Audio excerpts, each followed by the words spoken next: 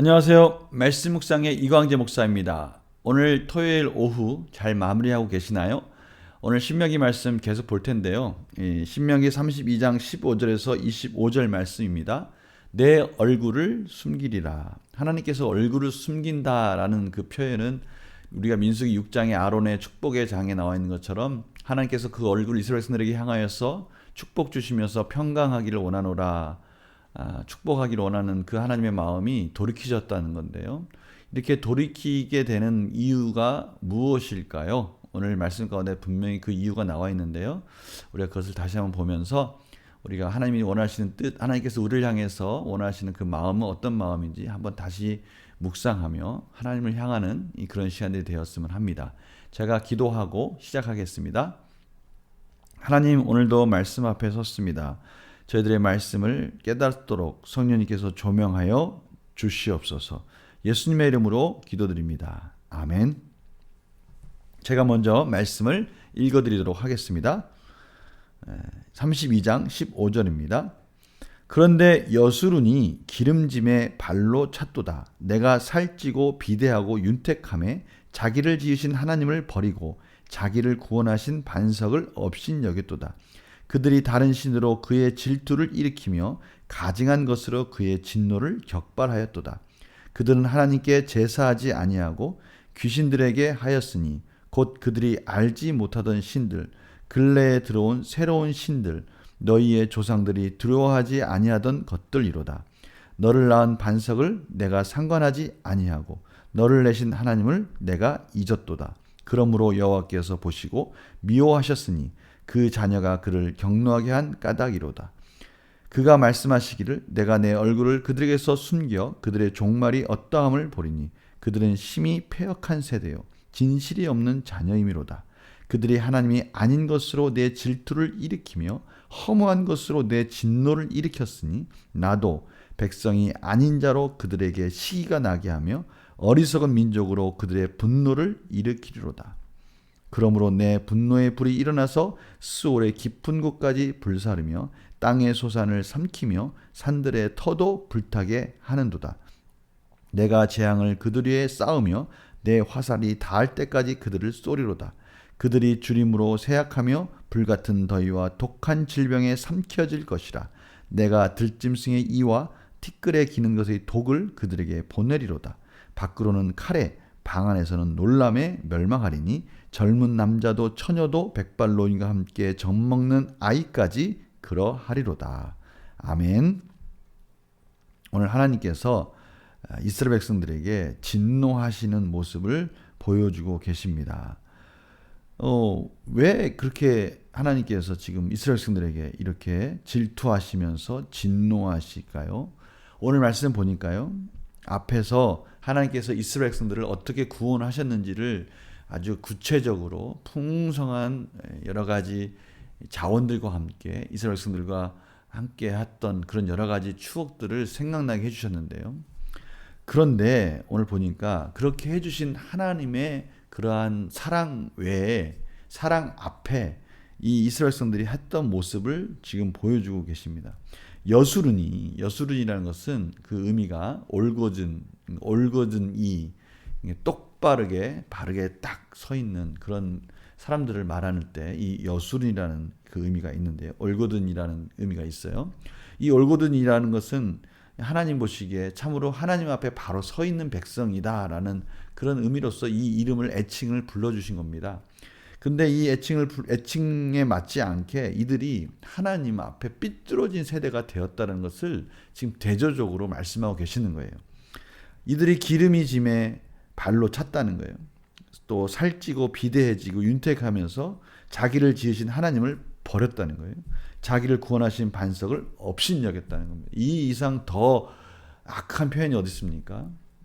하나님을 버리고 구원하신 반석을 업신여기고 이 발로 찼다.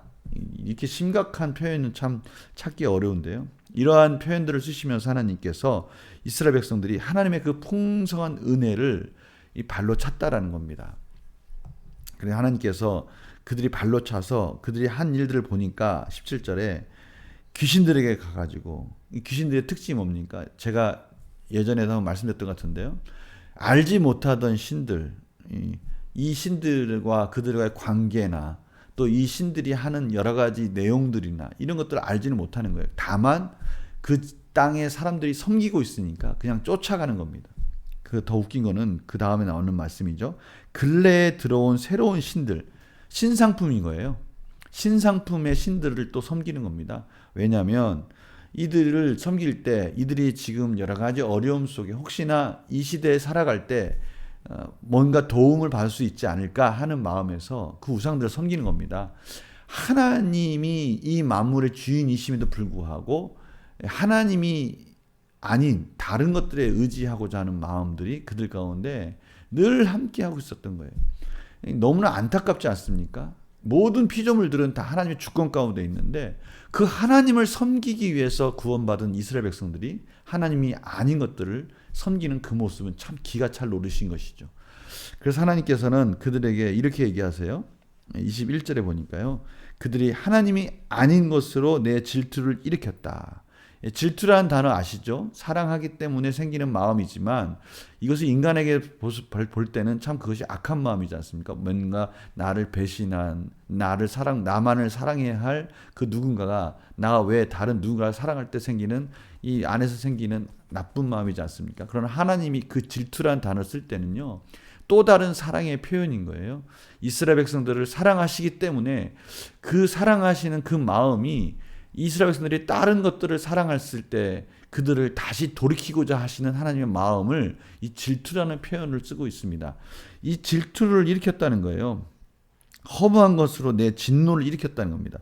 하나님이 아닌 것으로 질투와 진노를 일으켰으니 하나님께서는 백성이 아닌 자로 그들의 시기가 나게 하고 어리석은 민족으로 그들의 분노를 일으키겠다라고 말씀하고 계시는 겁니다. 참 언어 유희를 쓰셔서 하나님께서 그들에게 너희들이 나에게 한 것 내가 너희들에게 똑같이 갚아주겠다 이렇게 말씀하시는 것이죠. 왜요? 그들이 깨달을 수 있도록 그들이 하나님께로 다시 돌이킬 수 있도록 그렇게 하시겠다는 겁니다. 그러면서 23절에서 25절까지 마치 용사들 다시 말하면 이 적에 있는 적군들을 공격하기 위해서 온갖 모든 무기들을 다 사용하면서 공격하는 맹렬하게 공격하는 그런 모습을 하나님께서 말씀하시면서 하나님의 용사들이 너희들에게 그렇게 공격할 것이다. 너희들은 그 공격에 피할 방법이 없을 거야. 그러면서 밖으로는 칼로 공성전하는 그 이스라엘 백성들이 그렇게 만만하게 튼튼하게 쌓았던 그 성들을 무너뜨리면서 또 그들이 방 안에서 편안하게 쉴 것 같지만 오히려 방에서도 그 놀람 속에서 멸망하는 남녀노소 상관없이 모두가 다 그러한 재앙을 맞을 거다라고 하나님께서 강하게 경고하고 계십니다. 제가 오늘 이렇게 말씀을 쭉 설명하는 내용들을 보시면서 성도님들이 이 시대랑 별다를 게 없네 라는 마음이 들 수 있을 것 같아요. 이 시대에 재앙 가운데 있는 어떻게 보면 이 시대에 힘들고 어려운 시기에 있을 때 마치 누군가가 마치 그 무엇인가가 구원해 줄 것 같은 마음이 들 때 그 유행을 쫓아가는 우리 사람들의 모습같이 보이지 않습니까? 하나님은 바로 그런 부분을 지적하고 싶으신 거예요. 이 말씀이 구약시대의 말씀뿐만 아니라 이 시대까지 남아서 우리에게 전해지는 이유는 무엇입니까? 그렇습니다. 이 역사적 맥락이 시대를 초월해서 지금도 우리에게 흐르고 있다는 겁니다. 이 죄성이 이 시대만 있는 것이 아니라 지금도 그 죄성의 흐름이 이 시대까지 뚫고 지나가고 있기 때문에 이 말씀이 우리에게 유효한 겁니다. 그래서 이 말씀을 묵상하면서 다시 한번 그러한 부분이 우리 가운데 있다면 돌이키는 그러한 시간들이 되었으면 합니다. 문제를 풀어볼까요? 모세는 이스라엘이 하나님을 버리고 업신여긴 이유가 무엇이라고 말합니까? 그들이 좀 살만했다는 거죠. 15절에 보니까요. 기름이 지니까 좀 넉넉해지니까 발로 찬 거예요. 하나님의 은혜를 발로 찬 겁니다. 이 표현만큼 정확한 표현이 없는 것 같아요. 뭔가 살만하니까 은혜를 발로 찬 겁니다. 정말 하나님이 주신 그 놀라우신 값없이 주신 은혜를 그냥 보기 좋게 발로 찼어요. 그들이 가진 게 무엇이라고, 그들이 가진 게 얼마나 좋다고, 그 하나님의 은혜를 발로 찰 정도로 그렇게 좋은가요? 근데 그런 어리석은 짓을 이스라엘 백성들이 했다는 것을 말하고 있는 것입니다. 모세는 하나님께서 자신을 잊은 이스라엘에게 어떻게 말씀하셨다고 합니까? 20절에 보니까 어떻게 말씀하셨죠? 하나님께서 그 얼굴을 그들에게서 숨기고 그들의 종말이 어떠함을 보겠다. 얼굴을 숨기겠다는 말은 그들에게 베풀었던 이제 은혜를 멈추고 그들이 하나님 없이 그들이 어떻게 멸망하는지를 내가 보겠다. 이전에는 은혜의 얼굴을 그들에게 비췄다면 이제는 하나님께서 공의로운 심판의 모습으로 그들에게 나타나겠다라고 말씀하시는 것이죠. 참 안타까운 너무나 대조적인 모습입니다. 하나님께서는 왜 이스라엘에게서 얼굴을 숨기겠다고 말씀하십니까? 그들이 한 행동들이 너무 옳지 않다라는 것입니다. 하나님이 베풀어 주신 그 놀라운 은혜들을 발로 차고 그들이 기껏 찾아간 것을 보니까 우상들인 거예요. 그 우상들도 시대가 만들어낸 금방 지나갈 것 같은, 금방 지나가 버리는 그러한 우상들 속에서도 어떻게 하든 의지할 것이 되면 의지했다는 거예요. 전능하신 하나님, 이 만물의 주권자이신 하나님을 저버리고 그들이 찾아가는 그런 어리석은 모습을 보니 하나님이 안타까우며 그들에게서 얼굴을 돌리셨다는 거예요. 마치 사람이 질투하는 모습과 같지만 사실 그것은 질투하는 모습이 다른 이면에 하나님이 그들을 사랑하시기 때문에 그들을 징계하시기로, 그들을 심판하시기로 결정하셨다라고 말씀하시는 것이죠. 또 다른 사랑의 모습입니다. 이러한 하나님의 사랑의 모습 속에 이스라엘 백성들이 돌이키지 않는다면 그들은 무서운 심판 속에서 그 고난의 시간을 지나가야만 하는 것이죠. 느낀 점 볼까요? 백성이 하나님을 잊을 때 백성에게 진노하신 하나님을 보며 무엇을 느낍니까? 백성이 하나님을 잊을 때, 하나님의 관계가 소원해질 때, 하나님의 그 은혜를 발로 찼을 때 그들에게 진노하신 하나님의 모습, 이것은 이 시대에 우리에게 경고하시는 하나님의 메시지입니다.